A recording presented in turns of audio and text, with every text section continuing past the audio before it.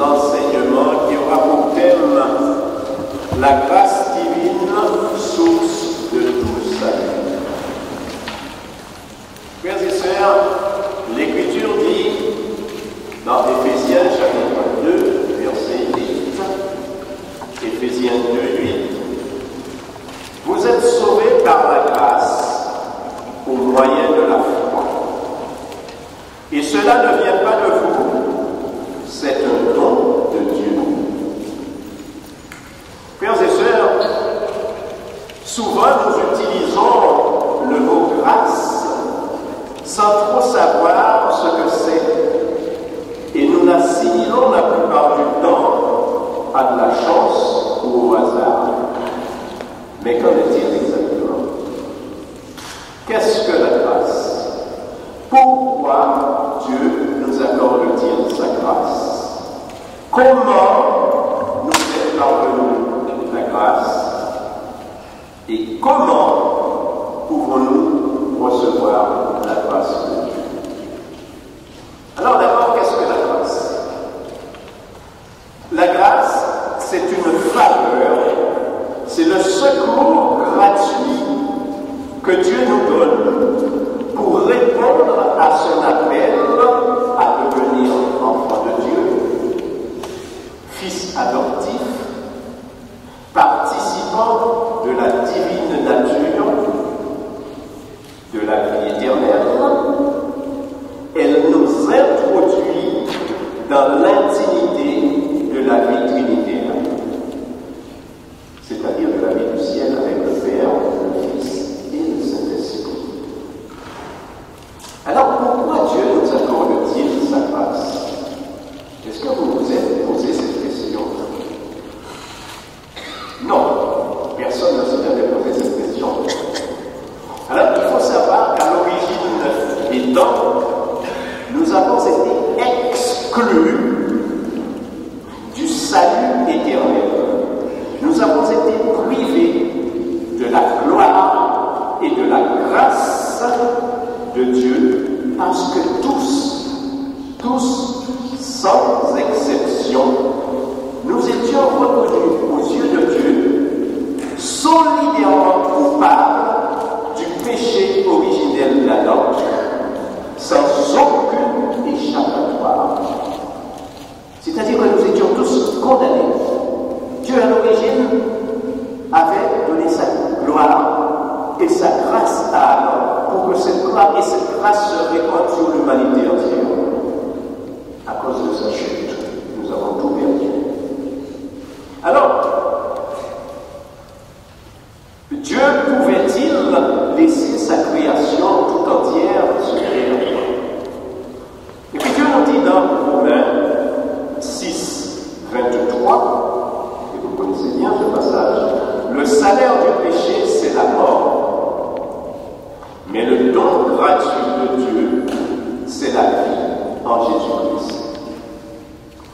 Bien-aimés, tout au long du récit de la Bible, Dieu n'a eu de cesse de manifester son amour, sa bonté, sa miséricorde et sa compassion envers sa création, en veillant jalousement sur elle.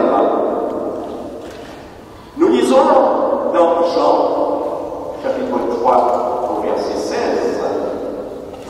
Dieu a tellement aimé le monde qu'il a donné son Fils unique afin que quiconque croit en lui ne périsse pas, mais qu'il ait la vie éternelle.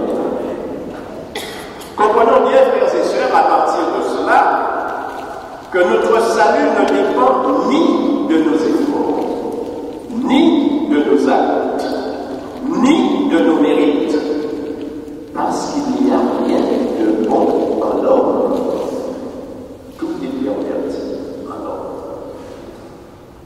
Et c'est uniquement parce que Dieu est un Dieu de grâce que les pécheurs que nous sommes peuvent être pardonnés, transformés, purifiés et sauvés à condition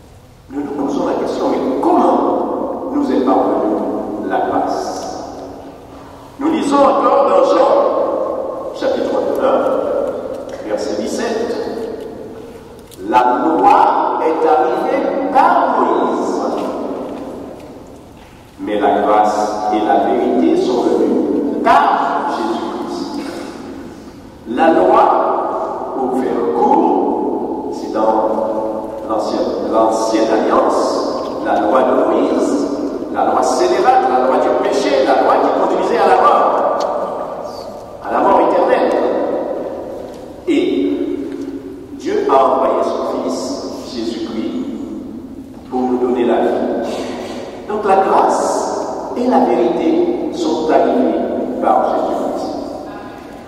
Cela veut dire qu'à cause justement de l'exigence de cette loi de Moïse, nous étions maintenus sous l'esclavage du péché. Et pour nous en affranchir, le Fils de Dieu lui-même devait accomplir cette loi jusqu'au bout, selon l'Écriture. En effet, dans Matthieu, chapitre 5, verset 17, Jésus dit: ne croyez pas que je suis venu pour abolir la loi ou les prophètes. Je suis venu non pour abolir, mais pour accomplir. Accomplir cette loi, ce qu'il était dit de lui. Il fallait qu'il accomplisse la loi, oui. Mais comment? Comment accomplir cette loi? La grâce de Dieu, frères et sœurs, est liée à l'œuvre de la croix. La grâce de Dieu est liée à l'œuvre de la croix. Nous lisons dans Philippiens chapitre 2, verset 8. Philippiens 2, verset 8. Il s'est humilié lui-même, se rendant obéissant jusqu'à la mort, même jusqu'à la mort de la croix. Bien aimé, c'est par l'obéissance de la croix et dans l'humilité que Jésus a accompli toute la loi de Moïse en nous rachetant par son sang pour nous obtenir le pardon, ce pardon qui nous a réconciliés avec Dieu le Père lorsque le rideau du temple s'est déchiré en deux de haut en bas. Tant que le pardon n'avait pas été donné, nous ne pouvions pas nous réconcilier avec Dieu. Amen. C'est pourquoi Jésus dit: Père, pardonne-les, car ils ne savent pas ce qu'ils font. Donc c'est uniquement à cause de la rédemption et de la justification, la rédemption étant le rachat, la justification, c'est-à-dire que nous avons été rendus justes aux yeux du Père, comme si nous n'avions jamais péché. Donc c'est à cause de la rédemption et de la justification par lesquelles Dieu, par son Fils, nous a pardonné gratuitement nos péchés, que depuis 2000 ans, nous avons à nouveau accès à la grâce et à la miséricorde de Dieu. Quelqu'un a dit amen. Ainsi, tous ceux qui sont nés de nouveau peuvent recevoir les dons, les bénédictions et les promesses de Dieu, et cela à condition de professer leur foi en Jésus-Christ et observer ses commandements. Amen. Dieu est bon, Dieu est très bon. La grâce et la miséricorde de Dieu se complètent. Je dis bien, la grâce et la miséricorde de Dieu se complètent. La grâce, c'est cette faveur inconditionnelle de Dieu qui nous permet d'agir selon sa volonté, tandis que la miséricorde, elle, est liée au pardon envers ceux qui ne la méritent pas. La miséricorde, c'est ça, c'est elle est liée au pardon envers ceux qui ne méritent pas la miséricorde. C'est pour cela que je vous ai dit la bonté de Dieu. Normalement, nous aurions dû être punis, mais il nous accorde sa grâce et il nous accorde sa bénédiction. C'est par pure grâce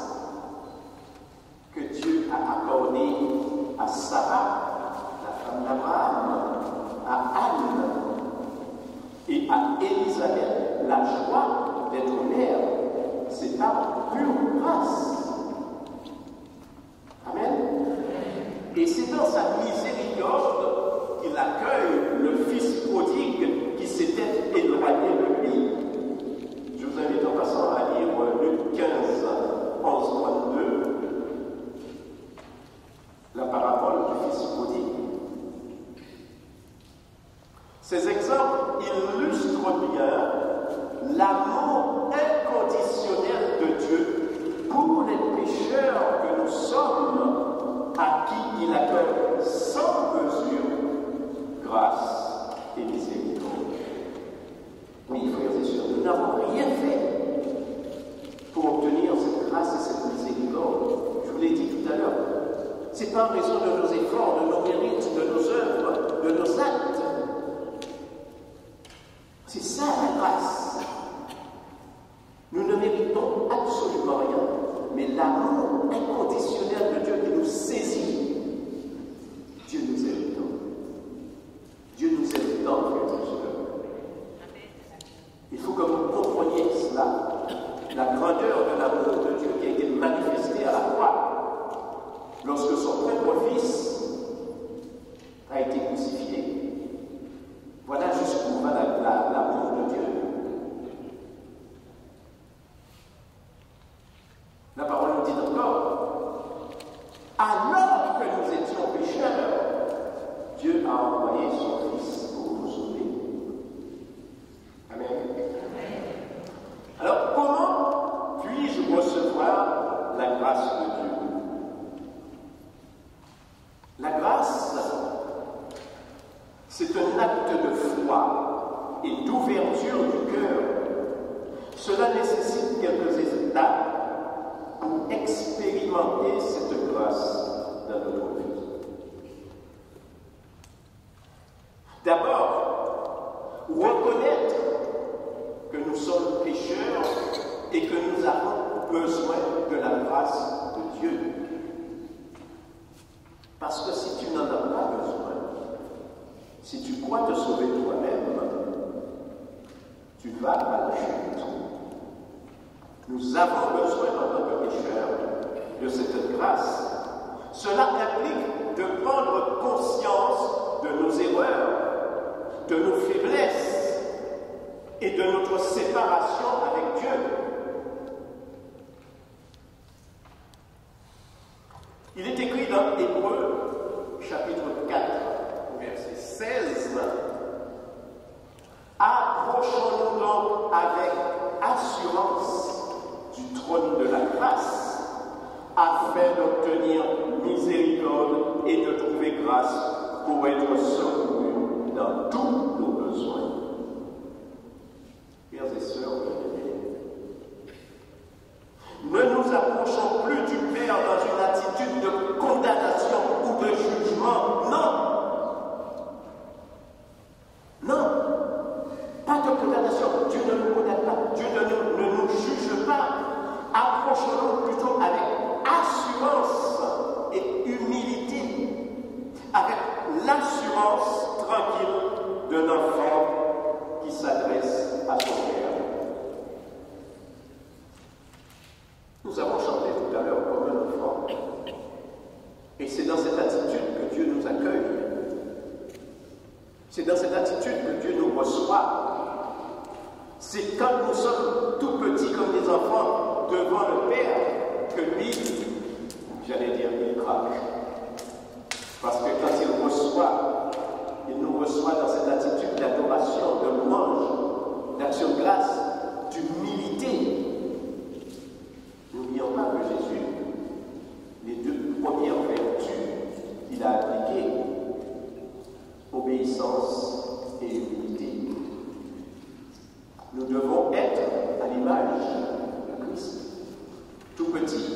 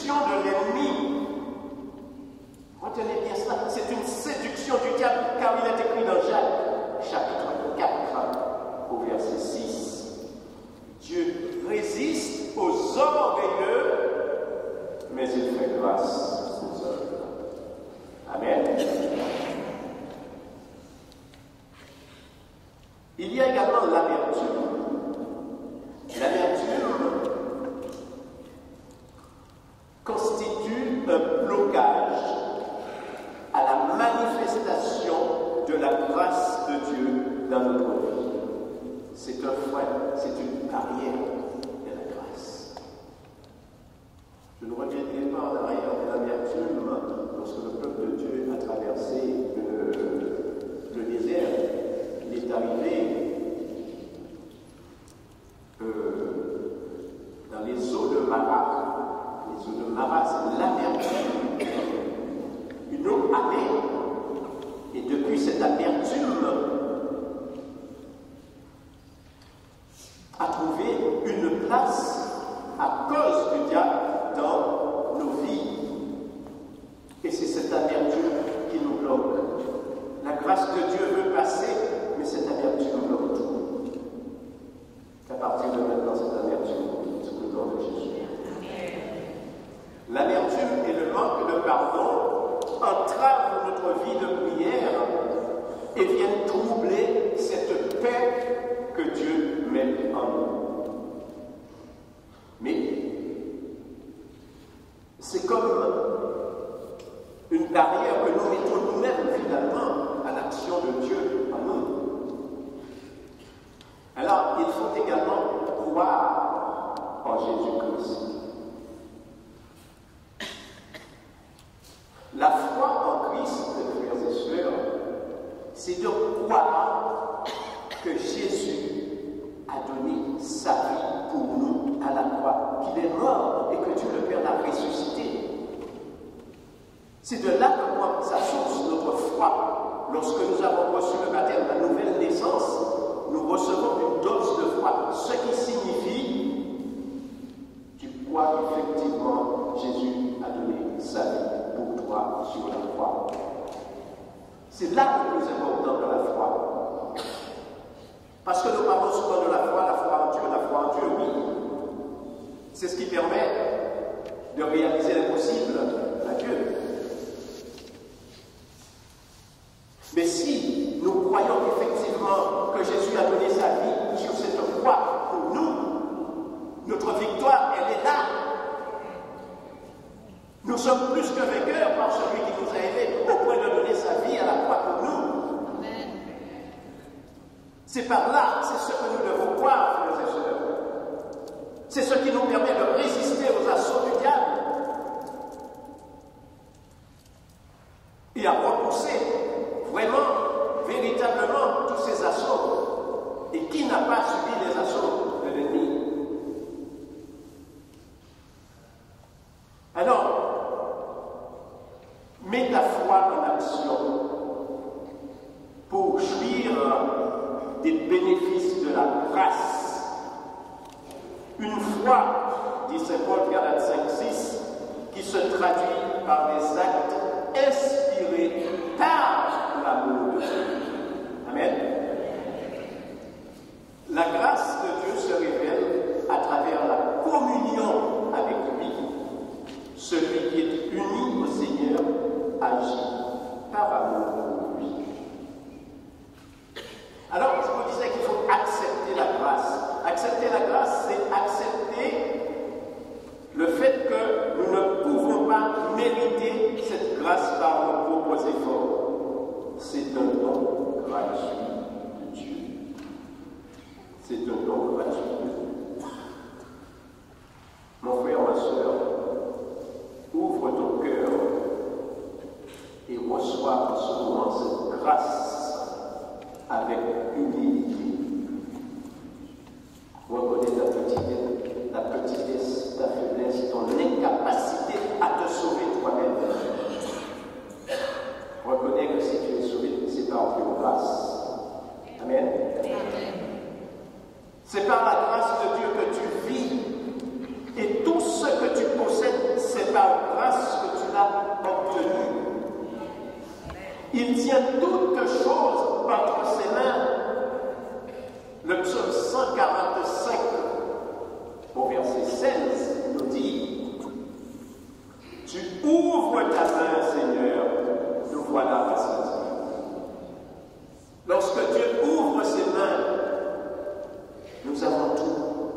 Nous avons tout. Sa grâce nous parvient.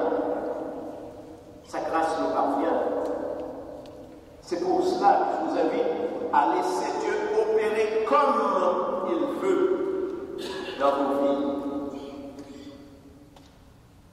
Et nous nous référons à sa parole, 2 Corinthiens 12, 9.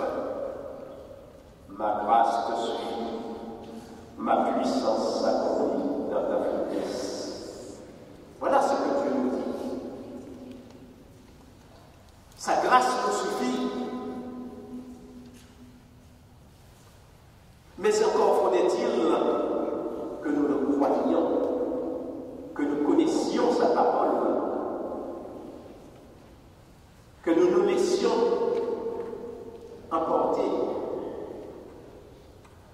Sa grâce nous suffit. Sa puissance se déploie dans la faiblesse. Dieu sait que nous sommes faibles. Dieu sait que nous sommes incapables de réaliser quoi que ce soit sans sa grâce.